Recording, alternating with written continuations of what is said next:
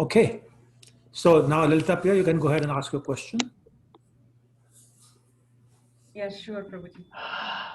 I was listening to that, the pastime of Hiranyaksha that you were explaining, and then there was a question from one of the devotees about Bhishma Pitama's position as a Mahajan.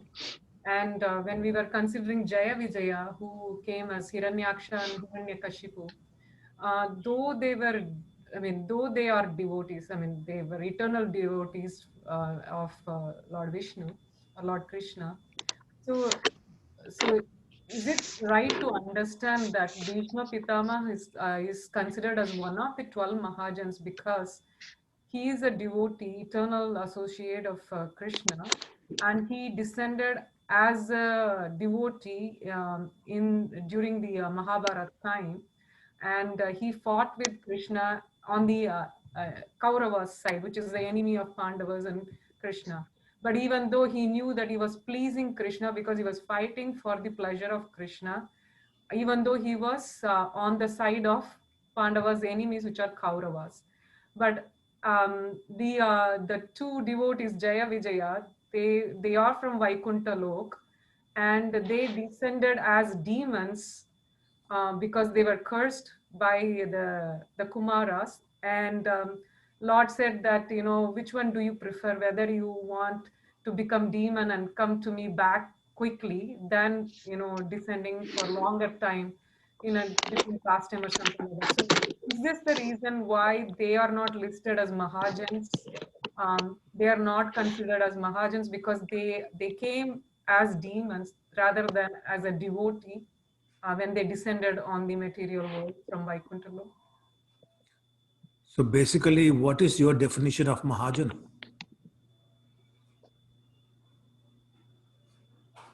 That I really do not know.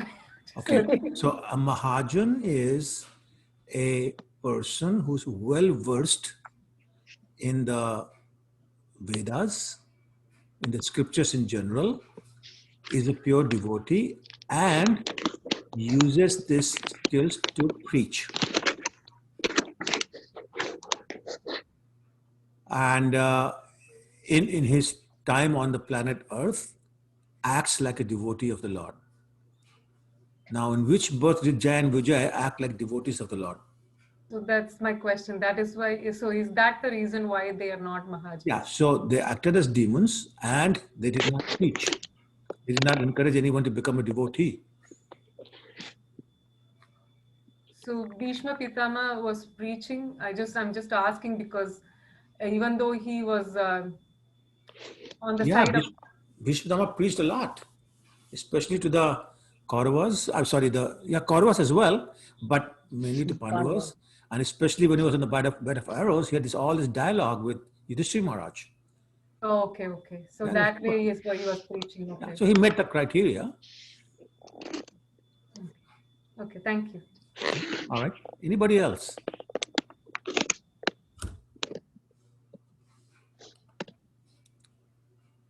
Okay, if there are no questions, then we'll get started. So, excuse me. So as I was saying, we're going to cover chapters 21 to 32. But before I start, I also wanted to ask one question, actually. I want to ask you a question. And that is, this is our 8th week. And I need to understand from you if I'm giving you too much detail of what's happening. Should I cut down some details? Should I make it faster? Or is the right speed, or is it too slow for you? So I just need to. Sorry? The right speed. Right speed, okay. Anybody else? Yeah, Prabhu, we need these details. We need to understand Srimad Bhagavatam. I think you are giving the right points. Those are required for us to understand. Okay, you guys are all senior devotees. What about some of the newer ones? How do you feel? The younger, newer ones. Perfect, Prabhuji. Okay. Yes, because we are new, Prabhuji, so we need details actually. So you're perfectly understanding your students and you are explaining it very clearly. So we want this, please. We want details. Okay, Mataji, thank you. Going perfect, good. Okay, all right. Thank you. I needed that assurance because I thought maybe I'm giving you too many details, then you get bored and basically. No, we are not getting bored. Not at all. We look forward to these sessions. Yeah, not at all. Okay, thank you then. Very enjoying. You make them very interesting. Thank you. Very enjoying. Mhm. Okay, so with that encouragement, I'll get started. So chapter 21 is where we are starting today in Canto 3. Oh, can everybody please put yourself on mute? Who's ready? Let me just do that. Participants, mute all. Okay, all right. Okay. Yeah. So chapter 21 describes the conversation between Vidura and Maitreya Muni, as we had mentioned last week. And now Vidura is asking, tell me more about the progeny, the children of Swayambhu Manu. And he said, I especially want to know about his daughter Devahuti, who had been married to Kardam Muni. Kardam Muni is actually a son of Lord Brahma. So Maitreya Rishi started describing about Kardam Muni, and he said Lord Brahma asked him. I think the word he used was commanded him. So commanded him to get children, to beget children, I should say. So Kardam Muni said that before I do that, I want to do this penance to make sure that I'm qualified to become a father. So for 10,000 years, by the bank of river Saraswati, he practiced penances. And the Lord was so pleased by Kardam Muni's devotional service that he actually appeared in front of him. And of course, Kardam Muni immediately offered his prayers, offered his obeisances. And the Lord said, you know, I know what's on your mind. And therefore, I've already arranged for none other than Swayambhuva Manu himself to come here day after tomorrow. And he will offer his daughter's hand in wedding to you.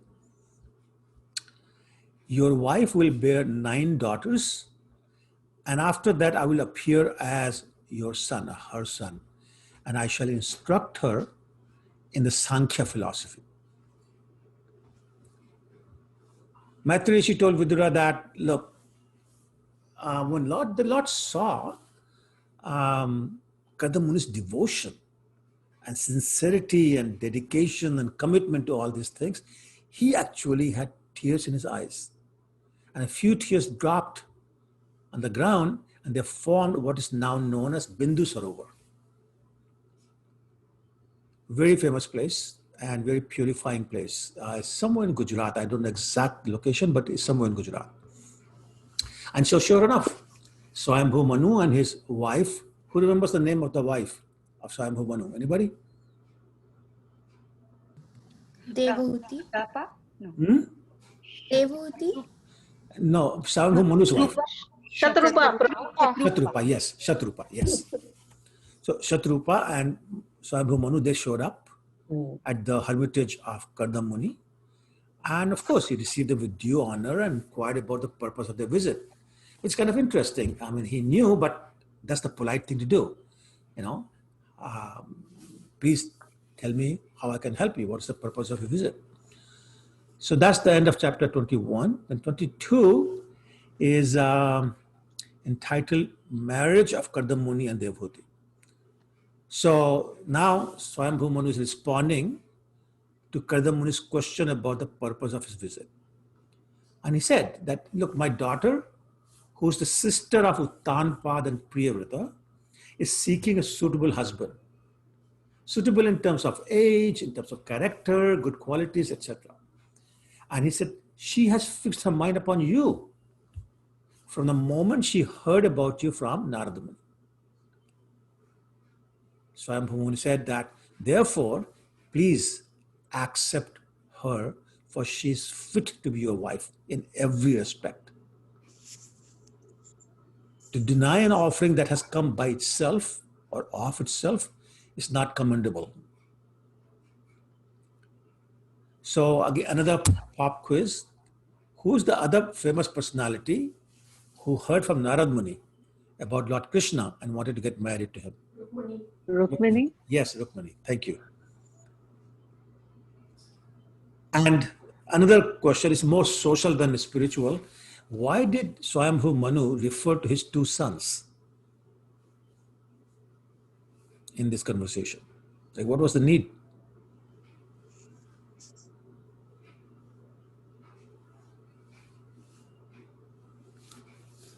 Huh?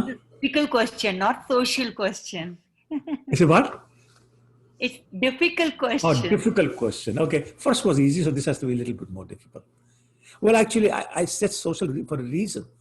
Have you ever seen the biodata of a potential girl or potential boy for marriage? They write down, my uncle is this, my aunt is this, my father is this, my mother is this, my brother is this, my sister is this. What are they doing this for? They're trying to establish the social status. Right? So he's establishing the same thing that, look, not only am I a king, I also have very qualified sons like Utpanpada and Priyavrat, who are by then very famous, and they have taken appropriate care of their sister. So she has been protected, not just by me, the father, but also by her brothers, which is very important, for a girl to have that protection. Anyway, so that was the reason. And then Swayambhu Manu continued, and he said that, look, I heard you're prepared to marry. So please accept her hand, because it's being, no, not because, which is being offered by me. So Kadamuli said, let your daughter's desire for marriage be fulfilled. He said, but, these buts are very dangerous. He said, but I will accept her as my wife on the condition that after the birth of child, I shall accept the life of devotional service. So Swayambhu Manu, of course, knew what his wife Shatarupa and his daughter Devuti want. So he agreed, and he gladly gave his daughter to the Muni, to Kadam Muni. And then with Kadam Muni's permission, they went home, leaving Devuti behind. So after they departed, Devuti served Kadam Muni constantly with great love for a very long time. And she was a princess, but she started living like a, what's the word for person living in a jungle, in a forest? Like a sannyasi, like female sannyasi. And as a result, she grew very weak, became emaciated, and like all the luster that a princess should have was gone. So one day Kardam Muni noticed that, her condition is not looking so good. So he felt a lot of compassion for his wife. And in a voice that was choked with love, he said, I'm so pleased by you. I'm so pleased by your devotion and your loving service. And you have done that even at the cost of your own body. And then Kardam Muni gave love, can get this, he gave love of God to Devhuti as a gift. Just imagine, what a wonderful gift. Love of God is the gift she's getting for her dedication. But Devhuti reminded her husband of his promise to give her children also. And then she requested him to make her emaciated body fit for him. And that he should think about a house, a suitable house for them. Because as soon as you have family, you need house, especially children.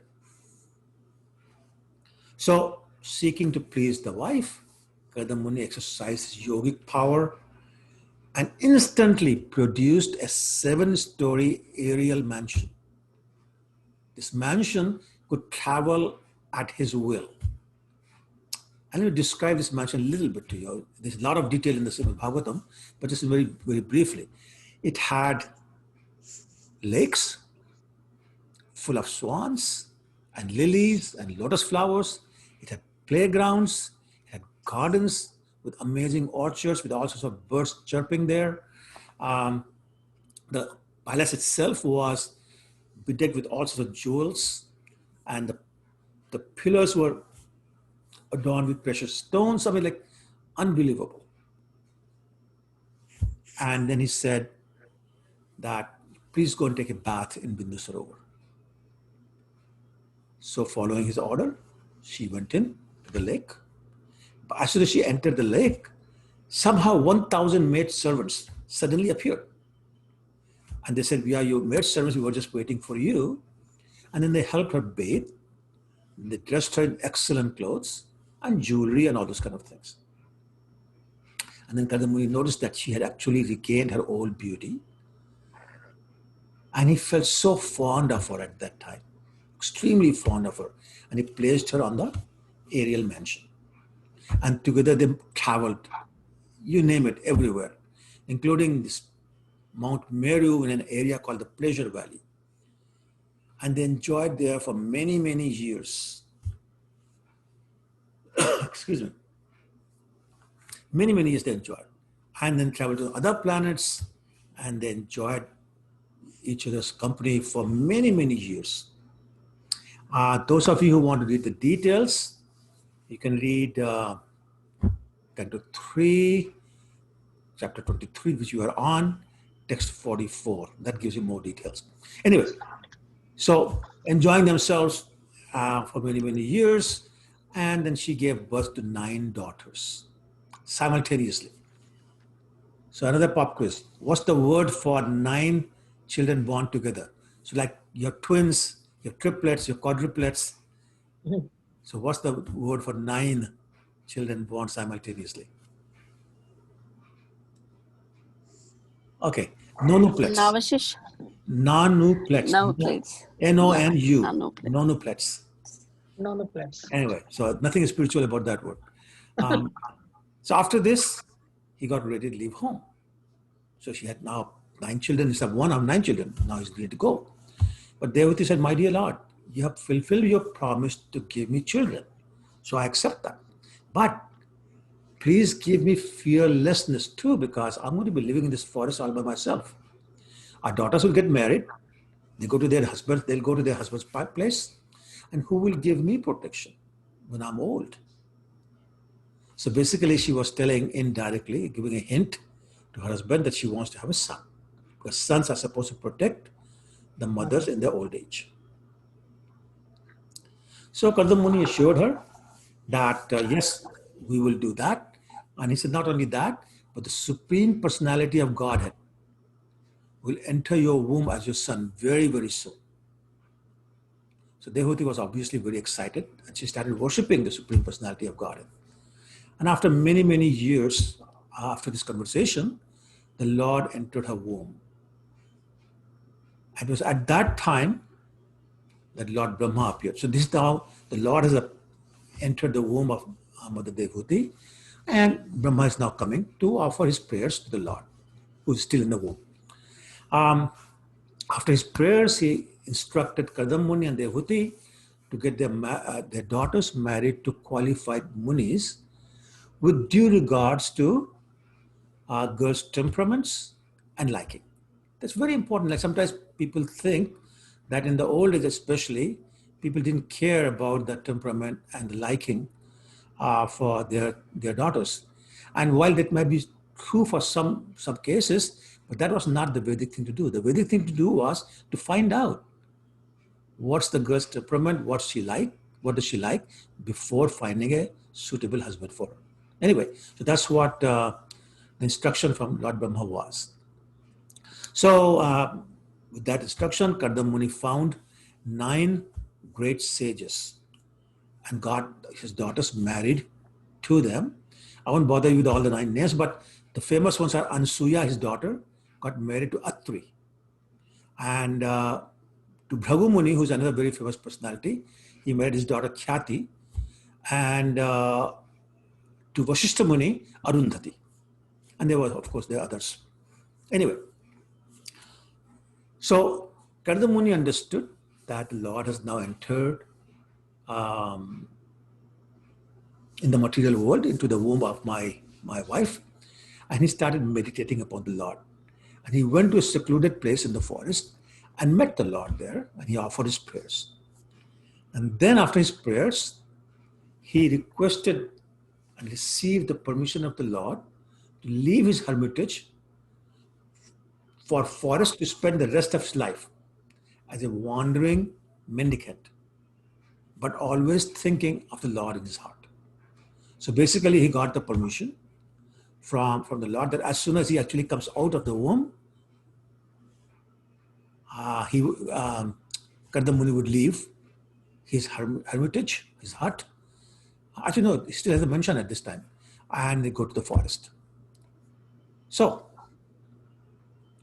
the Lord took birth and he was named Kapila Muni. Prabhupada always says, it's the Kapila Muni, the Supreme Personality of Godhead, not the impostor who talked about atheism.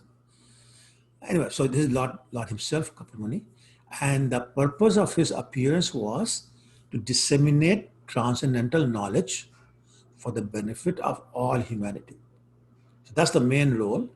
This is one Leela incarnation. So his Leela is to impart transcendental knowledge. So one day, as the Lord was sitting leisurely with his mother, she began to ask many questions. I don't think we'll have time to discuss all of them, but I've picked a few key ones. And we'll discuss the Lord's response to those questions in some detail. So her first question was, how can she achieve liberation? Because she felt that she had become too attached to the family life, and having a husband like Karda Muni made it easier for her, and the children and the mansion, all those kind of things. She felt she had become too attached. She was saying, now, so how do I become liberated? So the Lord answered by saying, first of all, you should understand that the stage in which the consciousness of a person or a living entity is attracted by the three modes of material nature is called conditioned life. So we are all in conditioned life. He said, but when that same consciousness is attached to Krishna, then one is situated in the consciousness of liberation. So he talked about the liberation of consciousness, moving your attachment from material things to Krishna. And then he said that when one is free from the concept of I and mine, he's also freed from material happiness and distress. Because happiness and distress, the material form, only come from when we start thinking about I and mine. He said, in that stage, when you're free from the concept of I and mine, the soul sees itself transcendental to material existence and is spiritual in nature, and therefore is able to see everything in the right perspective. He said, you can get that only by the performance of devotional service. If you are attached to material things, you're in bondage. But when you're attached to pure devotees of the Lord or sadhus or Krishna, then that association and attachment opens the door for liberation. And then he moved on to chapter 25, where he narrated a very, very famous verse that I want to say to you, because I think it's one of the critical verses, teachings of Lord Kapila. He said, Titikshwa karudika, suhadasa hridayina, shanta,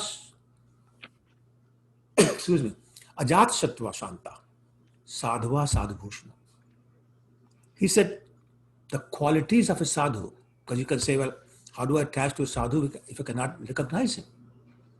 How can I get attached to a pure devotee if I don't recognize him? So here in this verse, Lord Kapil Dev is describing the qualities of a pure devotee or a sadhu. He says, Titikshwa. Titikshwa means tolerance, tolerant like a tree. Karunika, very compassionate, very merciful. Surahada sarvadena, and friendly to all living entities, regardless of the type of body they have. And then Ajat Shatrua, he has no enemies. People may feel enmity towards him, but he feels enmity towards no one. Shanta, very peaceful, always peaceful of mind. These are the qualities of a sadhu. And he said that these sadhu, or such sadhus I should say, engage in pure devotional service without deviation. So unflinching devotion. And they renounce all family relationships and friendly acquaintances. And in the association of other devotees, They discuss my pastimes and gain distaste for material sense gratification. And that way they achieve my association in this very life. They don't aspire to go to heavenly planets, and they reject any opulence in the material world. Any material opulence they reject. They take shelter of my lotus feet, and then therefore they become eligible to enter my kingdom. And as I was reading this, I was thinking, that sounds so much like 10th chapter, text 9, where Krishna says, Mat chitta mat gat prana, bodhyantas paraspara, katyantas mam nitya, dushyanti cha ramanti cha. He said, my devotees are constantly discussing my pastimes. Their consciousness is always attached to me. And discussing my pastimes, they get their satisfaction and their enjoyment. So that's basically what Kapil Dev was saying here, a few million years before Krishna spoke to Arjuna. But that's what's happening.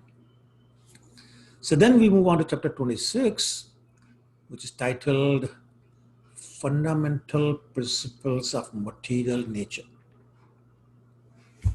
And he says, look, the three modes of material nature: goodness, passion, and ignorance. And they combine in varying combinations and quantities of each of the three modes. And by those varieties, they create 8.4 million different types of bodies. But all the living entities who take any of these forms, they're illusioned. They're illusioned by the covering potency of Maya. So what does that mean? So Maya has two potencies. In Sanskrit, one is called Avarana Atmak. In English, it's called covering potency. And the second one in English is called projectile potency, or in Sanskrit is called Bahirmukhi potency. So what that means is that the covering potency covers our knowledge. So therefore, we don't know who we are, we don't know who Krishna is, and we don't know our relationship with Krishna. And the projectile potency turns us away from Krishna, it throws us away from Krishna. So these two potencies of Maya are always acting upon us. And that's what causes the illusion for us. And he said, the material consciousness, which comes from this illusion, is the cause of one's conditional life. Why is it called conditional life, by the way? Any idea? Why is it called conditioned life?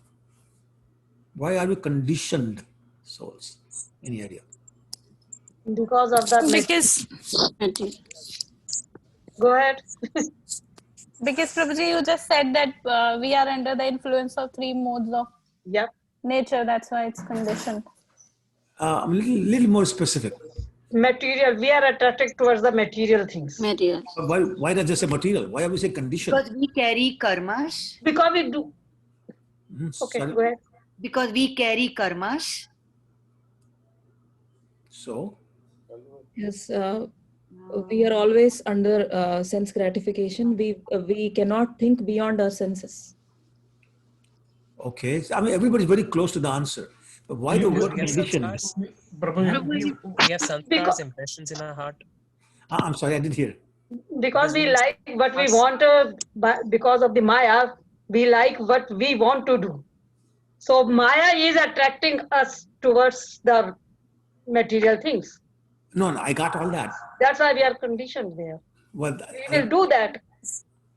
Prabhuji, can I try once more? try once more, sure. What's that? Is it because whatever service we do, it's based on a condition? We want something in return? Okay, so that's part. Yes. Yeah. That's one part. Yeah. What else? We are bounded. We are not free. We are not free. We are bounded by the conditions. Yes, so basically, Maya has put so many conditions upon us. Yes. Some people take karma first also, right? So you do this, this is what's going to happen. You cannot do this because you have this restriction. So many conditions put on us. We're not free. Yeah. We're not free to do what we want. So yeah, okay. Anyway, thank you very much. Everybody was very, very close. I'm just looking for a specific answer. Okay, anyway. So material consciousness is the cause of our conditioned life, where Maya puts so many conditions upon the living entity. And the living entity can choose. They do have a choice. They can choose to suffer eternally, or be happy eternally.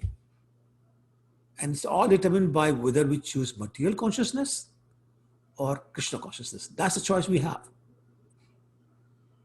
And then he moved on to the whole process of creation of the material world, something that we have covered already in previous class. Prabhuji, can I ask a question before you proceed? Yes, of course. Prabhuji, Karna Muni knew that his son is the Supreme Personality of Godhead. But still, why did he choose to go to forest and not staying with him and serving him? Because that is the end goal of all type of tapasyas and whatever he's going to do in the forest. So why did he still choose to go? Yeah, very good question. So just before he appeared, Lord Kapila appeared, what did Karna Muni do? He met him in a secluded corner, offered his prayers, thanked him for being there, and asked for permission to be able to leave after his birth. And he circumambulated him, and then he came back to his hermitage. But he knew what is the purpose of the Lord's appearance. The purpose of the Lord's appearance was to simply give transcendental knowledge to his mother, Karna Muni's wife, Mother Devhuti. And after that, he was also going to leave very soon. But of course, he'll wait until Mother Devhuti left this planet, but soon he will leave. So he said, I don't want to be there when you are giving your discourse to my wife. I want her to feel free to ask whatever she wants to know. So to facilitate that, and he said also that, look, if I treat you as my son, then the worship is different kind.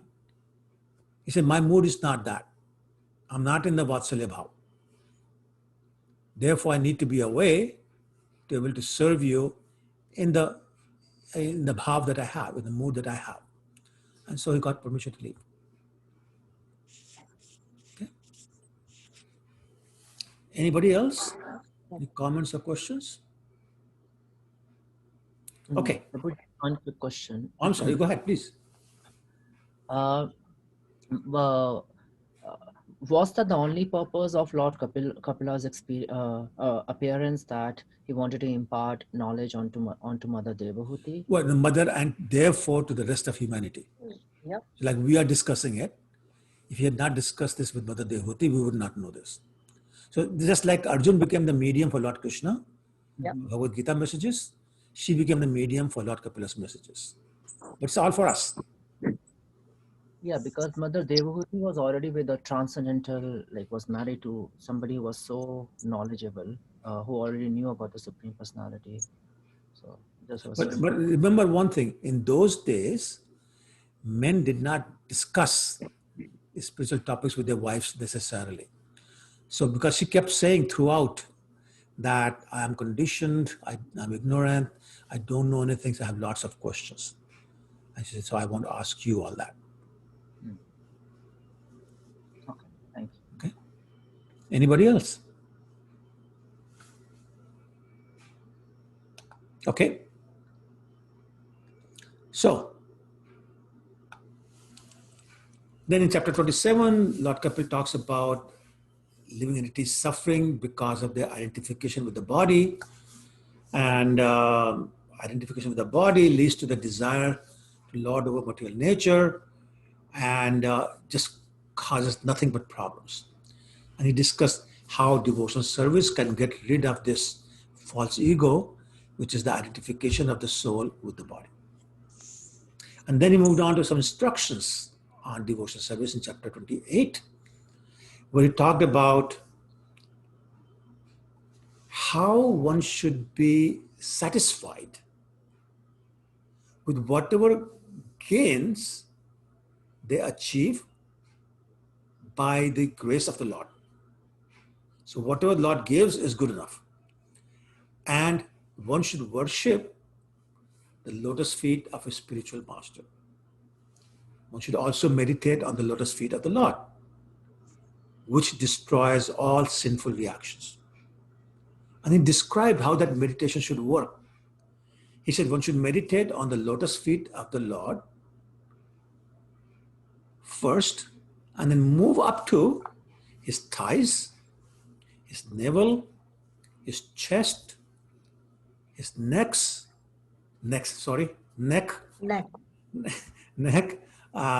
and his forearms, and the 4 items he carries in his hands. What are the 4 items that he carries in his hand?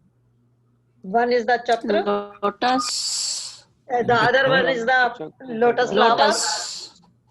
Gada. Gada. Yes. Mace. Mace, yes. Padma.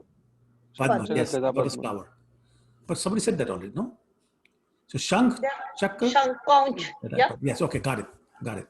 So whoever said Gada must be in Canada for a long time because it sounded like Gadha. Lotus and... What's that? I said it's Gada, it's not Gadha, by the way. Gada. Okay. Just wanted to clarify that. Okay. It's not Gada, Prabhu? Sorry, Mataji? Gada. It's not Gada? It's Gada, it's not Gadha. Gada. Now, Gada is donkey, I know, like Gadha. Gadha. Gadha is donkey, Gada is mace. Yeah. Mace. Okay. All right. So he said, then meditate on that, and then finally on the Lord's face. Then he said, after that, one should contemplate on the compassionate glance of the Lord. And then onto the Lord's smile and his eyebrows. He says, by doing this, one can develop pure love of God. Now, I know the temples are closed these days, but when they open, do an experiment. After doing darshan of the Lord in your temple, go randomly some devotees who have just had the darshan and ask them to describe what their lords are wearing and what color and all that, and see how few of them are able to accurately describe. Like you may be surprised how we don't notice. You know, even the color sometimes, like you ask somebody, so what color are they wearing? Not sure. Forget about earrings and any other necklaces and things like that, bracelets. People just don't notice. Kadam Muni is saying no. The proper way is to notice all this. And this proper order in which you start. You don't start with the face, you start with the lotus feet and you move up. So the reason is just basically giving respects to the Lord. Okay? Then he further described devotional service in chapter 29, where he said there are 3 types of devotional service, believe it or not. 3 types of devotional service. One is devotional service in the mode of ignorance. And he said that is executed by people who are envious, proud, violent, and angry. Then there's devotional service performed by people in mode of passion, or devotional service in mode of passion. These people are, actually the term used in Srimad Bhagavatam is separatist. I don't know if I'm saying it right. Separatist, whatever. Separatists are people who serve the Lord only for the results, material results that they want from the Lord. So fame, money, power, etc., etc. That's the only reason they're serving the Lord. Does anybody know anybody who's like that? Go to the temple only because they want something? Serve Krishna only because they want something? Anybody know anybody like that? Yeah, a few years back I was like that, but since I came here, I'm not like that anymore. Oh, Hari Bol, I'm still like that. Okay, so yeah. And then he said people in mode of goodness, these are the people who offer the results of their activities to the Lord. This is pure devotee is not interested in any of the 5 types of liberation, even though they are offered by the Lord. So what are the 5 types of liberation that Kapila is referring to? Sayujya, Yes. Sarvakya, Yes. Sarupya, Yes.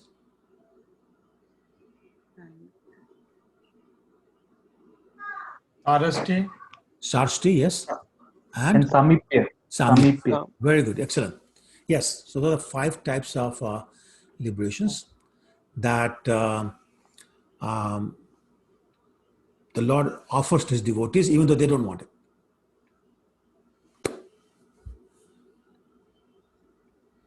A pure devotee offers greatest respect to the spiritual master and the parampara, the disciplic succession. And he spends time in doing Krishna Katha and becomes attracted to Krishna simply by hearing his name.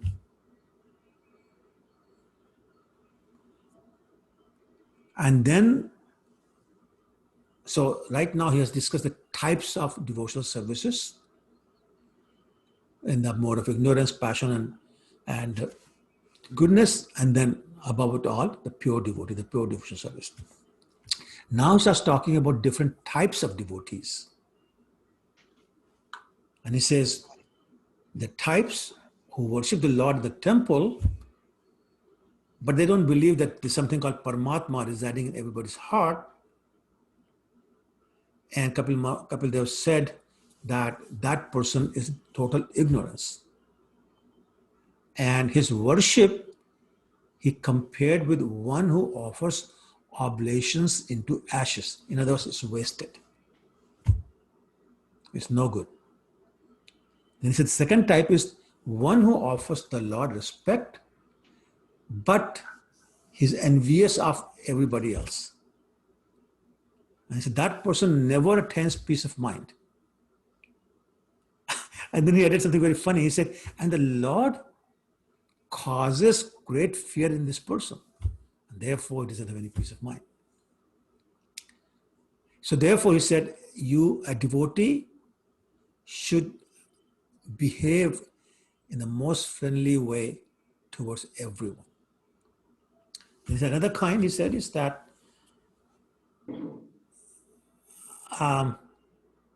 he serves the Lord properly. He doesn't understand that the Lord is present in all living entities. And he said that person also never pleases the Lord. So he talked about different kinds of devotees. And then he got into details that I don't know if I can describe because I just hard time remembering these. But he says the different forms that the living entities get into. And he said there's a hierarchy among them. And of course, he said the devotees are the highest. So let me see what I can remember. And he said that, obviously, animate objects with living entities in them are superior to inanimate objects. That's kind of easy. He said then among the animates, those who have developed their sense perception are better. And he said this hierarchy there also that those who can taste are better than those who can only touch, and those who can smell are better than those who can taste, and those who can hear are better than who can smell. So just giving different hierarchies. And he said that it's even better if they can distinguish between different forms. And then even better is those who have teeth And better than teeth are those who have many legs. And better than many legs is 2 legs. And that is human beings. And he said, then among the human beings, the society where varnashram is followed is better. And then he talked about, the 4 varnas and the 4 ashrams.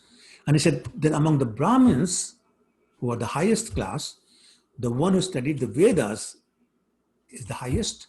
But even higher is the one who actually understands the purport of the Vedas. So what is the purport of the Vedas? In 1 or 2 words. What is the purport of the Vedas? Tatparya. No. I'm not asking the meaning of the word. What To is know the purport of the to know Vedas? the Supreme Personality of Godhead. Thank you. Exactly right. To know Krishna.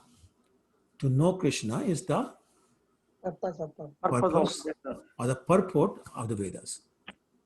Remember, Vedasya Sarvam Ahame Vedyo.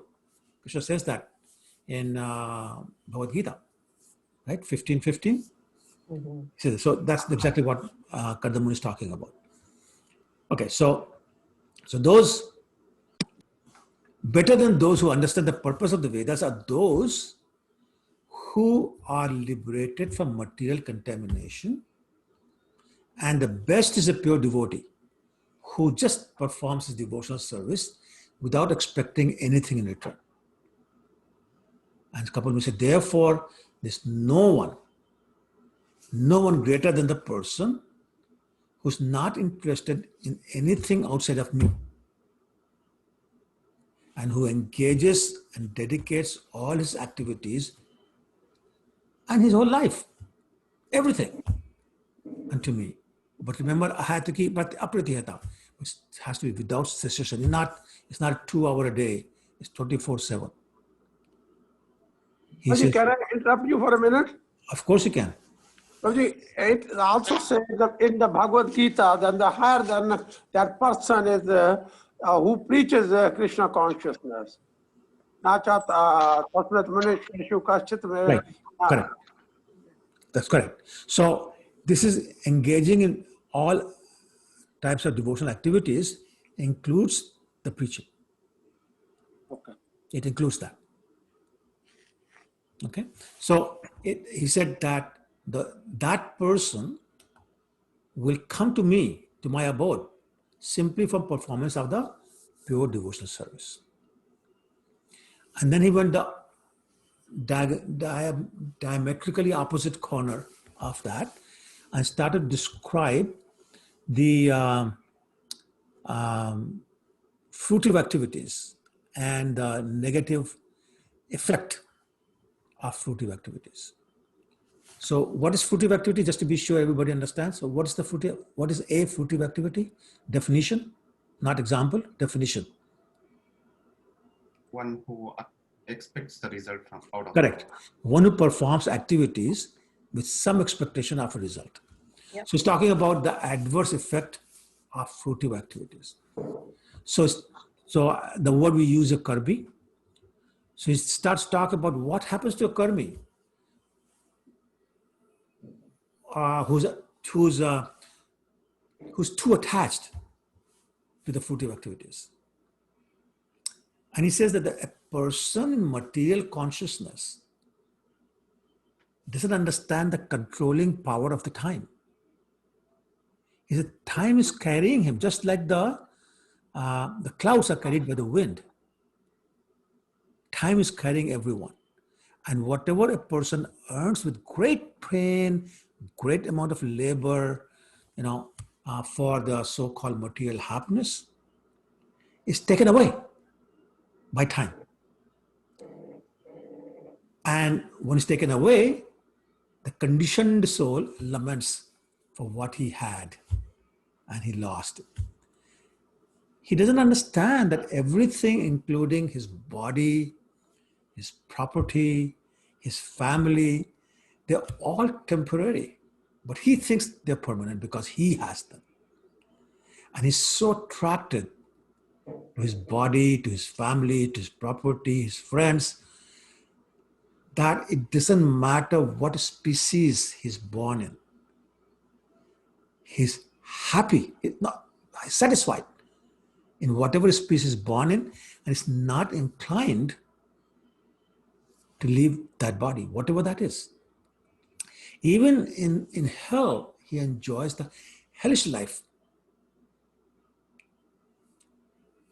I'm thinking about the example of Indra, who had been cursed to become a hog and was spending his time in, stool, urine, and all sorts of muck. And finally, Narada Muni came and reminded him that, look, you're Indra, so leave here. I said, no, this is good life. I'm enjoying it. So Indra, the king of the heavens, is so happy or satisfied in his current body of a hog, living in the middle of the urine and stool and all that, he doesn't want to leave his body. That's what Kapil Dev is referring to. And he says that despite a lot of anxiety, he engages in mischievous activities just so he can maintain his family. All sorts of nefarious activities just to be able to maintain his family. And then he gives his heart and soul and his senses to a woman's false charms or a man's false charms, depending on man or woman, and enjoys the sweet words of small children. And then he becomes busy trying to get rid of his miseries, and the absence of miseries means happiness to him. There's no real happiness. When he's not miserable, he says, I'm happy. He secures money by any means, legal or illegal. But here's the irony of it. He uses the majority of the money he has earned with so much hard labor, legal or otherwise, he spends it on the family, while he himself just eats a little portion of the food.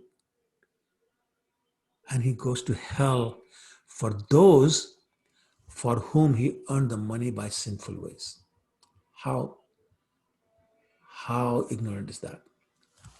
And then he adds, Kapil Dev says, and when he doesn't have enough money, maybe because he lost his job or investments tanked or whatever, and he tries even harder to make money.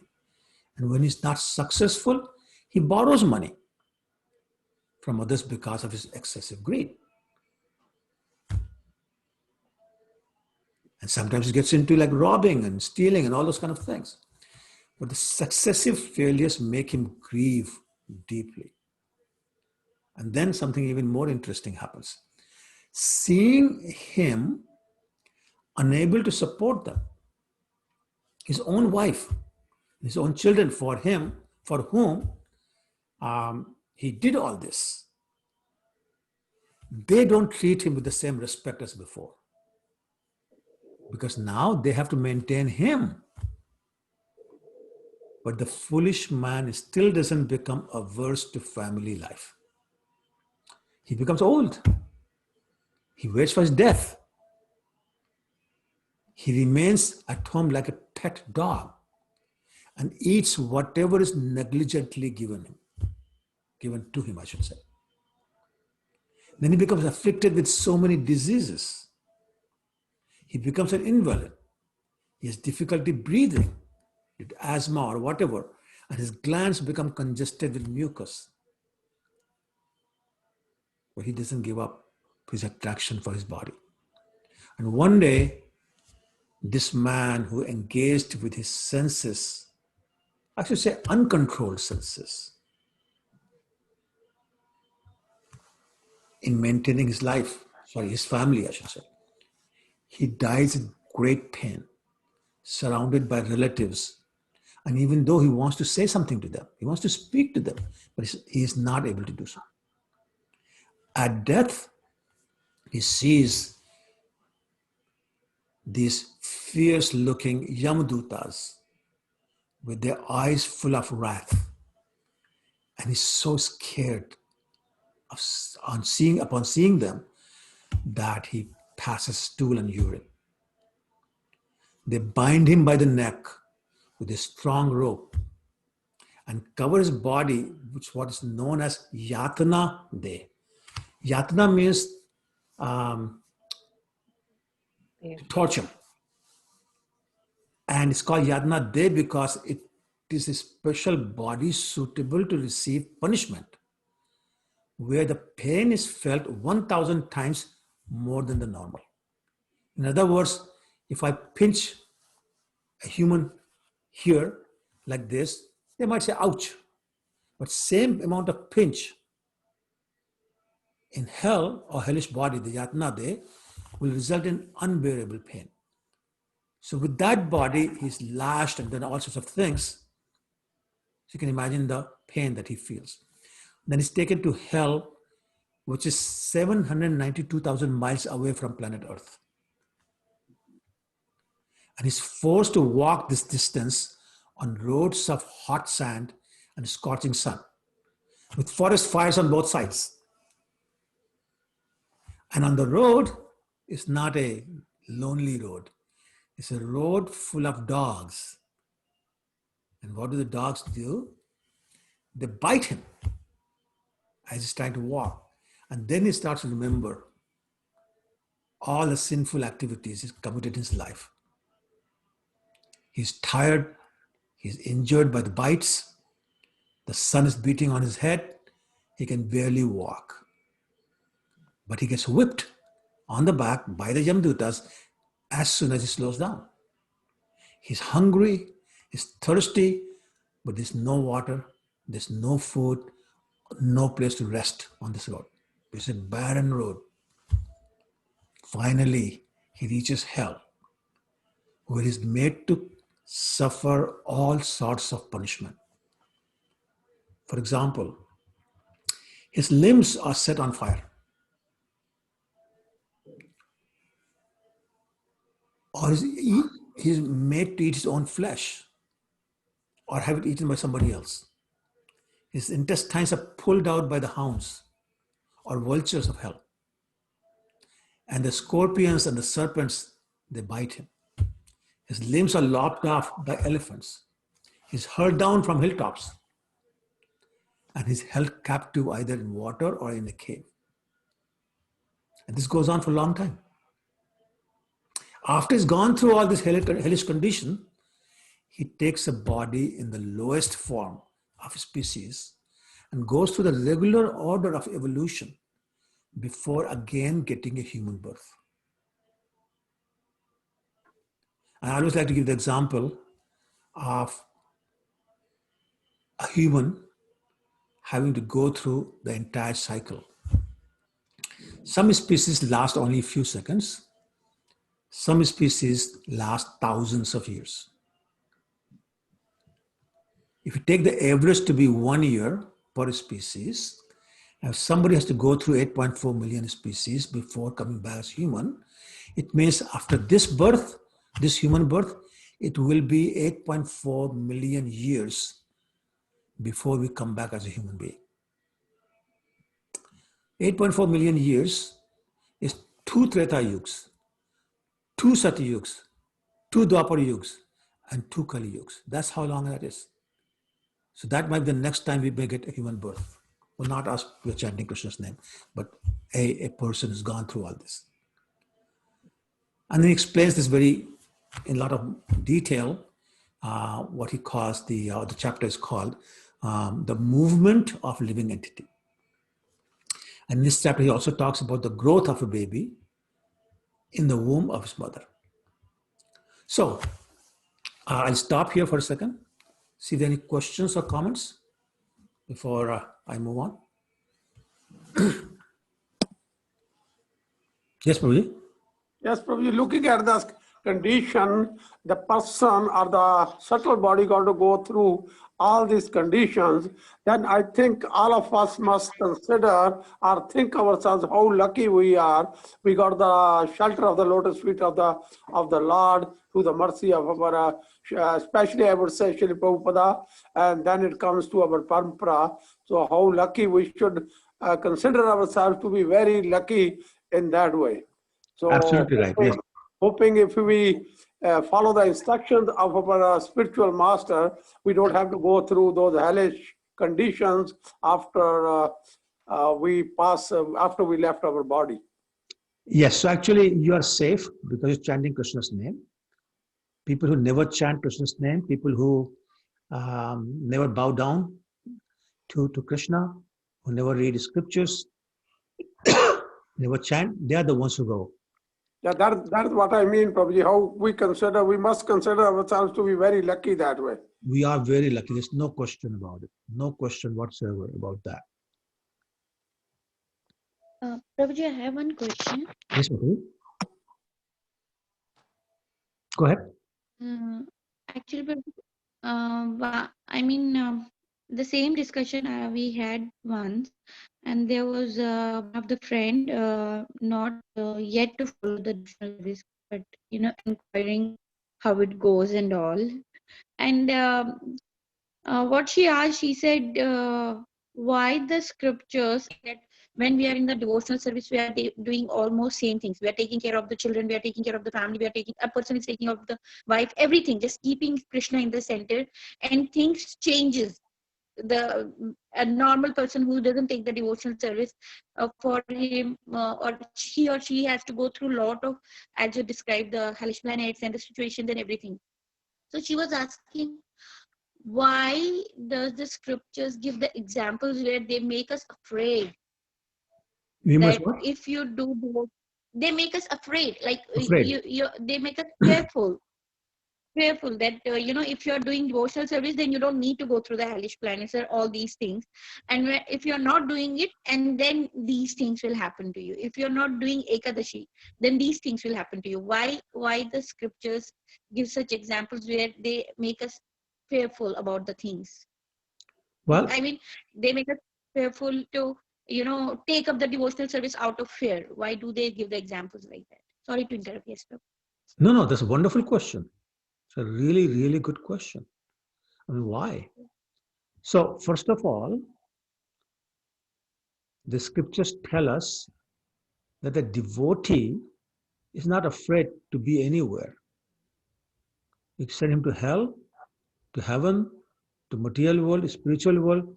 To him, it's all the same because his mind is absorbed unto the lotus feet of the Lord, and he'll preach wherever he goes. If he goes to hell, he'll liberate everybody in the hell, and by preaching to them. So he doesn't care. The devotee is also not afraid of death because he sees Krishna in death.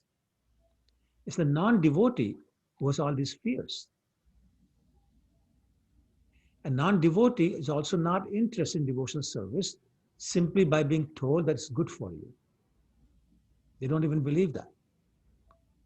So when the positive doesn't work, negative has to be used. Because the purpose of the scripture is that yen kene prakarayan, somehow or the other, get everybody attracted to the performance of devotional service. So if the fear works, then so be it. Devotees read the same section, they say, great, not worried, I'm not going there. Non-devotees read, they say, oh, why is the scripture scaring us? They're scaring us because they want you to come to your senses. You're being told how bad it is, so avoid it. Now I'm going to tell you how to avoid it. That's what the scriptures are. So she should understand that the scriptures are trying to help her by removing her fear that she has.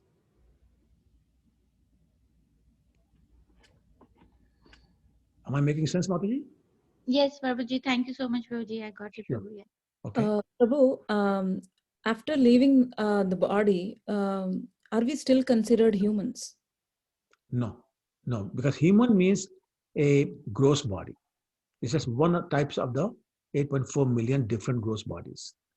If you leave the body, just your subtle body. Subtle body does not have a gender or type of species.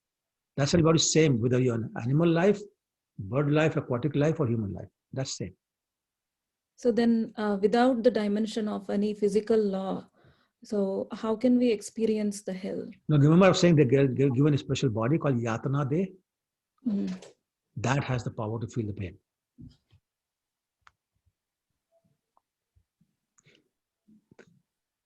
Okay. Thank you, Prabhu. Did I answer your question? If I did not answer it, ask again. Yeah, I was just thinking about that. So because when we leave the body, we are not under the influence of any of the physical laws. I was just trying to understand when you actually said that dogs or some jackals Biting, yeah. will be, pulling out the intestines, and because we are talking about the specific body parts and the hellish, all the hellish things that we are experiencing when we go there. So I was just trying to understand, trying to relate it to human body. But animals have intestines. Animals have limbs. So it doesn't have to be human type of body. But it's a body given a body specially designed for the residents of hell. Similarly, there's a body specially designed for residents of heaven. And there's a body specially designed for residents of spiritual world,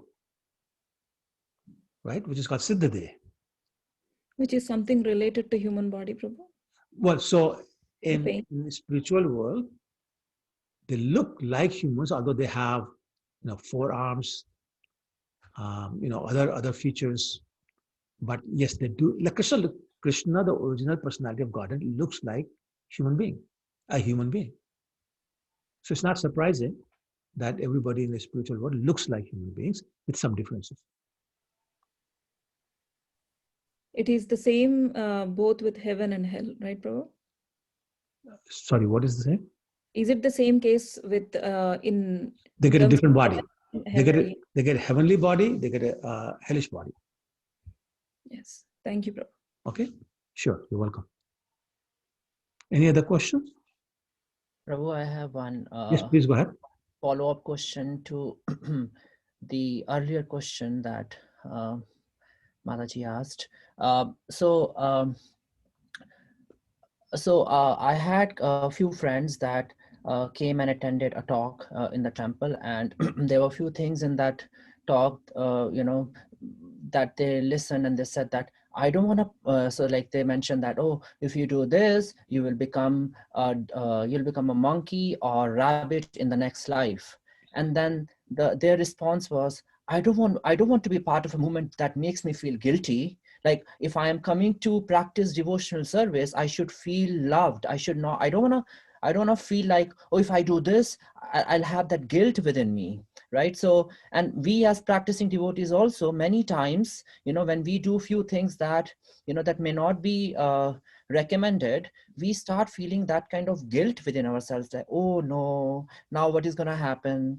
So like, how can we come out of that kind of mentality and start looking at it in a positive way? Yeah. Very good question. And it's a mistake I've seen repeated many times in many different places. That's why a lot of times we have meetings in the temple about the quality of the Sunday feast classes. That should be designed for newcomers. And part of the design is that you don't scare them. You don't give them feelings of guilt. You don't tell them you got to stop eating meat, you got to stop drinking tea, and you stop doing this and that. And that's not what it's about. Give them the positive message. Encourage them to want to join. Give them what they're looking for. Last thing they're looking for is some kind of a guilt or fear or anything like that. Mm-hmm. So while this all may be true, we're not supposed to discuss that in Sunday class, for example. We need to see, you're not in the Gita class, but one of the things that I talked about was Krishna is the best presenter. Why? Because the first thing he did was try to understand his audience. What's their thought process? What's their background? What are they fighting with? What is it that they want to get from this presentation? On and on. And we should do that. We should know our audience before we open our mouth in the class. And in a temple environment on a Sunday, I think it's like 30, 40, 50% of the people who are brand new. Others are kind of trying to get into it. They can get scared too. So you have to be very careful what message we give. If you listen to Prabhupada's classes, very few classes talked about hellish planets and all that. And even that would be when he's among the more established devotees. He didn't start by talking about that. He didn't come to New York and say, you are condemned, you'll go to hell if you don't chant Hare Krishna. He never said that. Right? For that reason. So yeah, onus is upon us to not scare these people. And then there was one response that came, okay, he said, I don't mind being a rabbit. Look at their life. Like, look at, I don't want to be, so like, look at a human being suffering from poverty. Like being a rabbit is no, like, because you know, they are used to seeing pets being treated so nicely. They said, it's better being a pet than being a human being. Like, what's wrong with that? Like, so I don't know. No, so say, yeah, all the power to you. Go become a dog. Go become a rabbit. If that's what you want, go ahead. Right? I'm not responsible for your future life. Who stops you? Who stops you? Exactly right. If you're so silly, then go ahead. Like, I mean, what percentage of dogs, for example, become pet dogs? Like 99% stray dogs. Mm-hmm. They don't have much life. It's called dog's life. It's horrible. Mm-hmm. Right? So how do they guarantee that, no, they'll become pet dog in a rich person's house? I have a neighbor here where I live. I haven't seen her lately, but she used to walk, even when it's minus 20 degrees, with her dog, and her dog had a fur coat. So, I mean, they have rich money, so they buy a fur coat for their dog and they take him for a walk. But not every dog gets that life. Mm-hmm. Okay? I did address your Prabhuji, question. Yeah, go ahead. Prabhuji Nandan Prabhu, I did answer your question, did I or not? Yes, Prabhu, you did. Okay, all right. Thank you. Sonam? Prabhuji, I was just thinking that people who are asked such question or people who do this probing, maybe they are extremely into ignorance. I mean, I am also, but maybe their level is more into towards the other side. But can we not look at it in this way, like here in material world as well, when we start driving, we are told that if you're doing this, you get this much of fine, and that's the punishment you get. And then I think, what's the problem of talking about the law book of the whole material existence, that if you're doing this, you got to suffer this. So there's nothing bad about it. Well, no, you're absolutely right. But to them, it's okay to follow the government laws. It's not okay to follow the Vedic laws. There's something wrong with that, in their mind. I think I told you about a friend of mine who has a PhD from MIT. He's like a very intelligent person. He's arguing with me that he doesn't have to agree to everything that Gita says. He doesn't have to follow all instructions. And I asked him about the city bylaws. What choice does he have to choose which ones he'll follow? But he didn't get it. He said, no, that's different. I have to follow those laws. I don't have to follow this. But that's true. You have the freedom to not follow.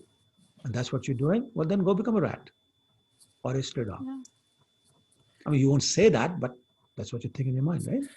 Yeah, but I always make this a point whenever I come across any of these friends or relatives who argue like this. I always say a prayer for them because they actually need it.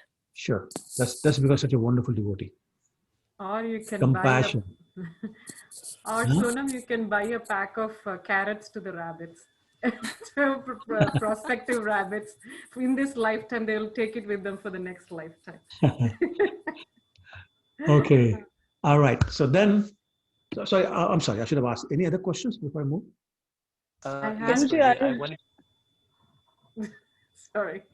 Okay. Prabhuji, the extension of the same, I heard in one of the Bhagavatam lectures that in this movement, we don't want to be God-fearing, but we want to be God-loving.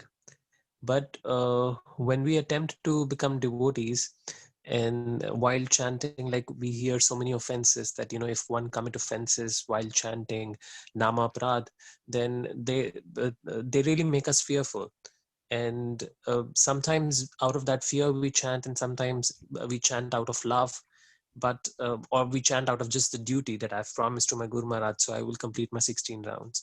So my question is how one develops that love for Nam, or and go above just doing a duty or just simply chanting the names of the Lord. Right. So I don't know if you have read Nectar of Devotion. It talks about the 9 stages, and starting with faith, then devotee association, then bhajan kriya, the process of devotional service, leading to detachment from material things, and on and on. There's 9 stages. So unfortunately, we have to go through all those 9. But when you have only faith, not much more going for you, and even that faith is soft, then different tricks are applied, I guess. Not necessarily consciously, but the different tricks are applied, one of which is fear. Because fear is a very basic, what's the word? Very basic feeling that we all have, and we can relate to fear. So somehow the fear resonates with us in the sense that we can understand that. We may not like it, but we can understand that. This might sound like a strange statement, but not many of us really understand what loving means. If you don't understand it, how will you actually love God? But fear, everybody understands. So a lot of times, yeah, I mean, for right or wrong reasons, people will talk about this will happen if you don't do this or that. And we react to that. But we all have to go through that in order to get to the stage of loving. So unfortunately, that's the cost of getting to that stage.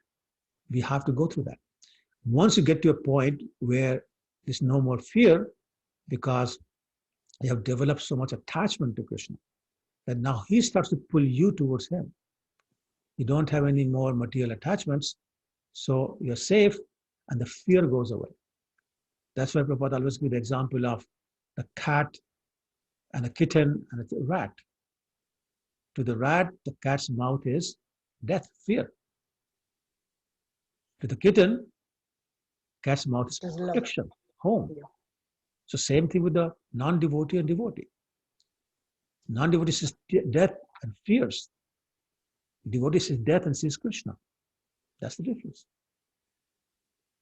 But I'm afraid that until we develop that love, and we have to go through those stages before we can do that, we have to have some degree of fear. Fear of scriptures, fear of guru, fear of parents, fear of hell, fear of repeated birth and death, whatever. But the fear is there.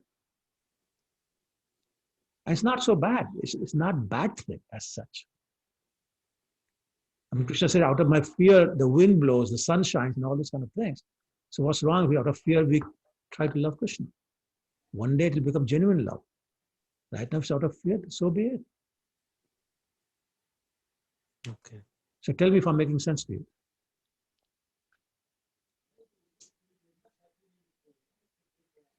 Okay. Yes, no? Thank you, Prabhuji. Thank you so much. Okay, all right, thank you. Yes, Lalita Priya? I was just wanted to share this comment that when you were describing the hellish situation of a family person who goes through such a waste of time, disgusting, life. I mean, in the sense, not disgusting, the sense like he or she has to fulfill their duties in the devotional service, not that ignoring Krishna, keeping Krishna in the center, that's fine. But if they are just doing for the family, he ends up, or he or she ends up losing that whole time, not focusing on Krishna.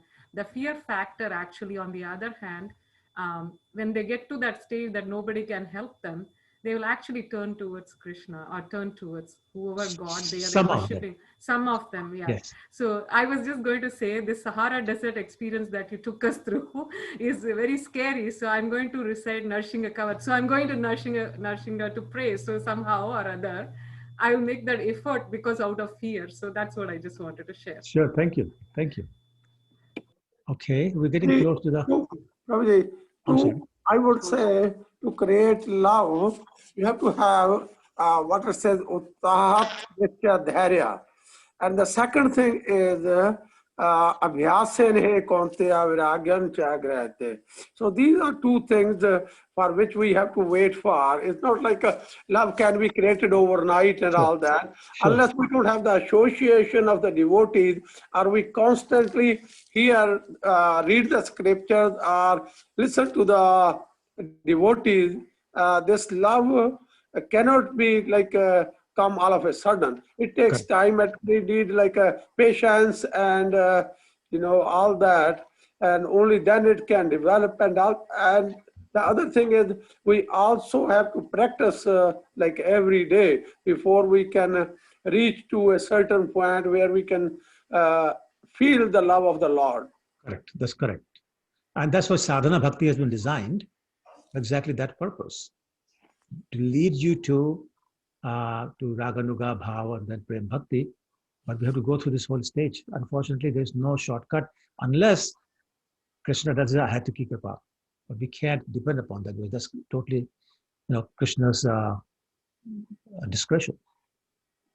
It still depends basically, Prabhuji, on the mercy of the Guru or the mercy of the Lord. Yeah, that's one right. or the other. I can say sometimes by the mercy of the Guru comes the mercy of the Lord, or by the mercy of the Lord comes the mercy of the Guru, or we can say also the mercy of the other devotees, or whatever we can consider.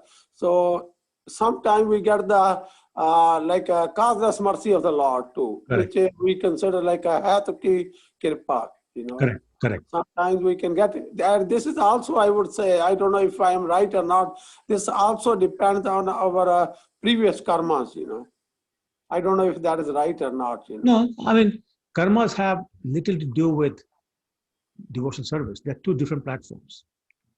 But, devotional credits help you get that faith. Okay, Prabhu, thank you. All right. Okay. Let's move on. Otherwise, we'll really run out of time. So Kapil Muni is now talking about two things. One is the movement of the living entities from one body to another. And second thing he's talking about is the growth of a baby in the womb of his mother. So there's a very wonderful, very famous verse that I would like each one of you to go home and memorize. It's chapter 31, Canto 3, text 1. And it goes something like this. So 331.1 goes something like this. Shri Bhagavan Vacha Karmana Dava Netrena Jantur Deho Papattaye Striya Pravishta Udaram Punsore Takana Shvayaha. He says that under the supervision of the Supreme Lord and according to his karma, the results of his work, the living entity is made to enter, basically forced to enter into the womb of a woman, a female, let's say, through the particle of male semen to assume a particular type of body. So it is under the supervision of the Lord and your karmas that determine what body you will get next birth, which should not be surprising. I think we all know that. This is a very famous verse that I want to share with you. And he talks about how the baby develops in the womb. I'm running out of time, so I'm going to make it quick. I will need another 15 minutes. Is that okay with everybody? Prabhuji, can you say that the text number and the chapter, what you said before? Canto 3, chapter 31, text 1. Thank you, Prabhuji. Sure, you're welcome. So can I take another 10, 15 minutes? Is that okay? Otherwise, I will stop now. Yes, Prabhu. Yes, Prabhu. Yes, Prabhu. Yes, Prabhu. Okay, all right. Yes, Prabhu. Okay, if somebody has to leave, that's okay. Go ahead. Thank you. Okay. So what happens on the first day? So basically, the sperm and the ovum mix, and then by the 5th day, the mixture ferments into a bubble. By 10th day, it makes a form like a plum, and then gradually that plum form turns into a lump of flesh or an egg, depending upon who the female is. Then in 1 month, head is formed.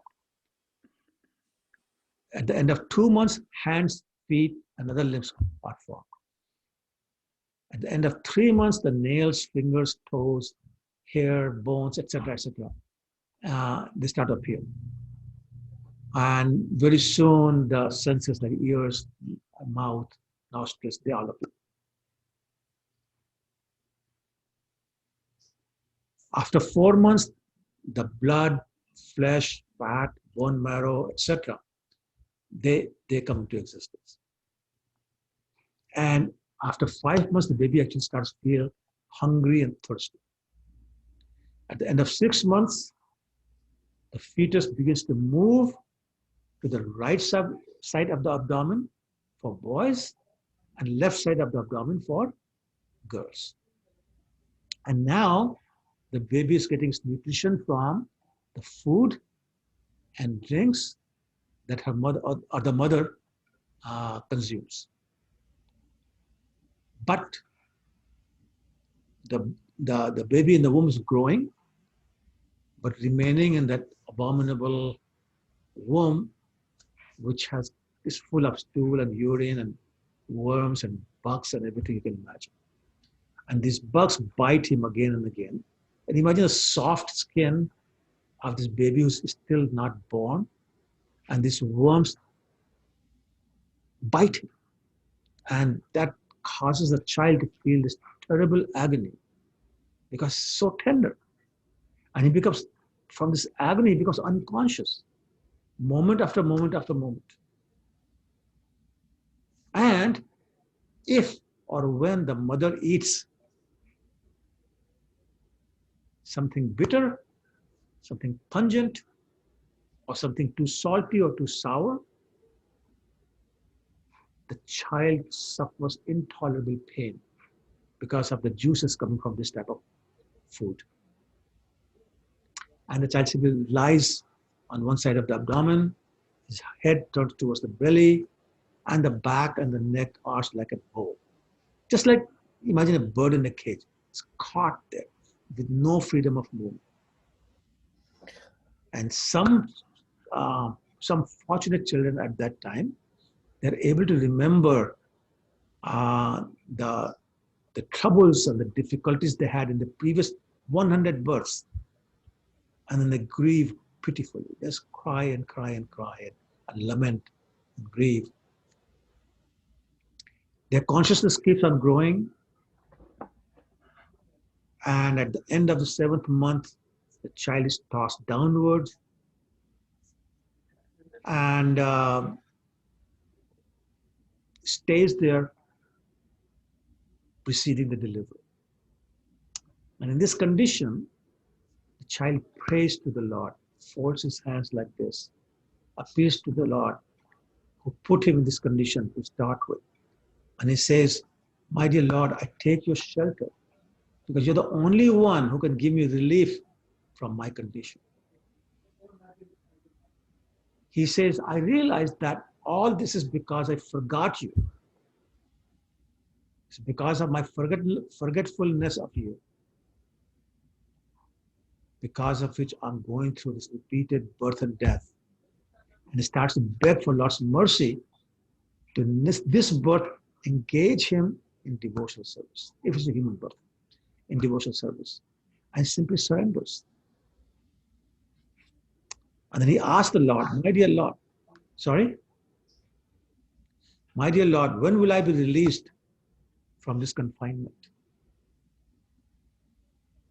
And then something very interesting. The child says, "Even though I'm in a terrible condition, I do not wish to come out of my mother's womb because I'm afraid I will fall again in that blind well of material life. Maya will catch me as soon as I take birth. It will give me false ego. And this false ego is the cause of my repeated birth and death." Now, who else did not come out of the womb for 16 years? Shukadeva Goswami, yes. Same reasons. Didn't want to be caught by Maya. Anyway, and now the child promises the Lord that he will always keep him in his mind, so he can deliver himself from the darkness of ignorance this time. Then in the 10th month, the child is born, smeared with blood, stool, and all those kind of neat things. And he has a lot of difficulty coming out of the womb. Head downwards, breathless, severe agony. But as soon as he's born, he immediately loses all that knowledge that had come to him in the womb because it gets captured by Maya. The child simply cries. Then that crying child is nursed by people who don't understand what the child wants. And a child cannot explain, nor can the child refuse whatever is given him. And therefore he falls into all sorts of undesirable circumstances. Mosquitoes, bugs, bed bugs, they bite at the skin, and he cries bitterly, was not able to do anything, not able to express his pain. And in this way, the child passes through his childhood, suffering different types of distress, and then gets to boyhood, where he again suffers the pain over desires he cannot fulfill. And therefore he becomes angry and sorry and rebels and all these things. Then he becomes an adult. Now he tries to increase his false prestige and he starts to compete with everybody else who have similar needs or desires. And commits all such sinful acts I was talking about before that cause him to be subjected to repeated birth and death. And again, he goes to hell, as we will describe it. Therefore, Lord Kapila says to his mother that do not mistake your body as your soul. And move about in this world, free from material attachment, and engage in devotional service. So move about, but move about different places to engage in devotional service, to become detached from material things. And then he goes to the final chapter of this canto. He warns his mother against performing rituals and worshipping demigods because it keeps us in the material world. And he said the only way to get out of the material world is to surrender to the Supreme Personality of God. And then he was finished. Mother Devuti felt she was now free from ignorance. She understood what devotional service was.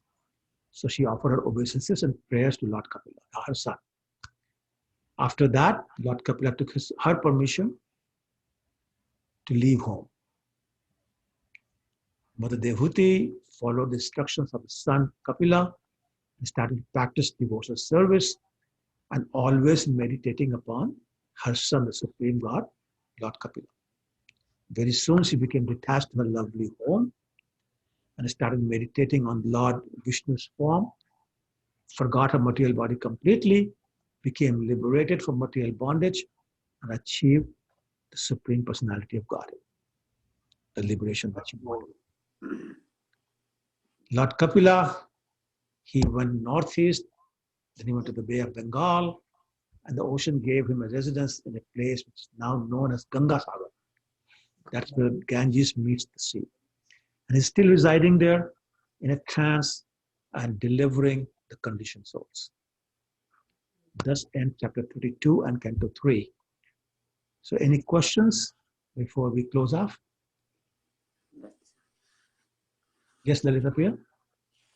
So Prabhuji, regarding this deliverance of the conditioned souls, I've read, Bhagavad Gita also says that, but just a question on that, I have some doubts. So when somebody, like the other Prabhu has asked, when somebody is unsuccessful to become a pure devotee, to go to the spiritual world, in any life for that matter, any human personality. So the next life, Krishna says that he will provision, like he will provide for their enhancement of devotional service in their next life. They will be born in a very suitable, congenial family environment. So is it only Bhuloka? Is it only talking about the Earth planet, or they can be born in any other planet which is still in the material world, but in a greater sense better than the earthly planet? Yeah. So the message of Bhagavad Gita is universal, which means it applies everywhere in this universe or any universe. So it applies any place in the material world. Everything. Oh, yeah. Okay. It's just that we can relate better to planet Earth because that's where we are from, but the message is not restricted, or the philosophy is not restricted to planet Earth. Planet Earth.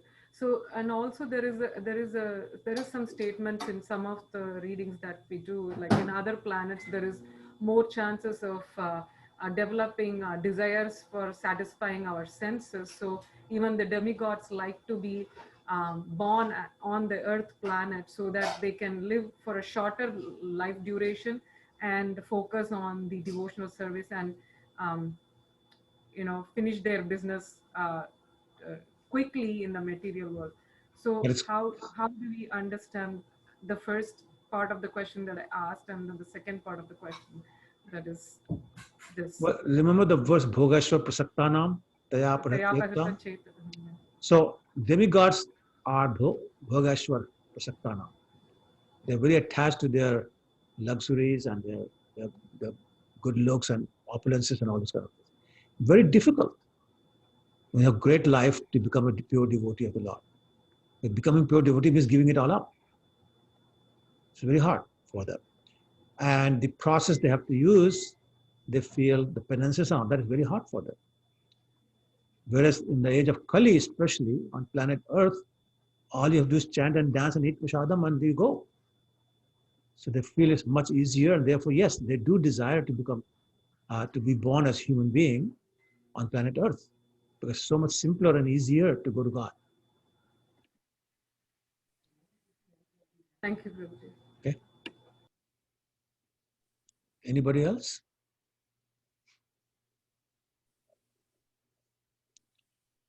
Okay, all right then. Thank you so much. Oh, sorry, go ahead. Okay, I'm sorry. I thought someone said it. Okay, so then we'll see you next Thursday. We'll start with Canto 4. Sorry, somebody had a question?